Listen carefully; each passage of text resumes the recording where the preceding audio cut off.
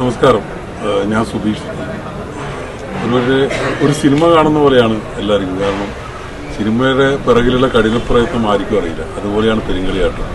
എത്രയോ മനുഷ്യന്മാരുടെ എത്രയോ നാളത്തെ ജീവിതവും അവരുടെ പ്രശ്നങ്ങളൊന്നും അറിയാതെ ഇതിനു വേണ്ടി സമർപ്പിക്കുകയാണ് ഒരുപാട് പുരുഷാരമാണ്. അപ്പോൾ അത് നമ്മൾ കാണാതെ പോകാൻ പാടില്ല. 29 വർഷത്തിന് ശേഷമാണ് എന്നെ സംബന്ധിച്ചിടത്തോളം ഒരു വൈകാരികമായ ഒരു സ്ഥലം കൂടിയാണ് രാമവില്യം. അതുകൊണ്ട് തന്നെ ഞാൻ ജന്മം കൊണ്ട് ഈ ക്ഷേത്രത്തിന് ഒരു അവകാശപ്പെട്ട ആൾ കൂടിയാണ്.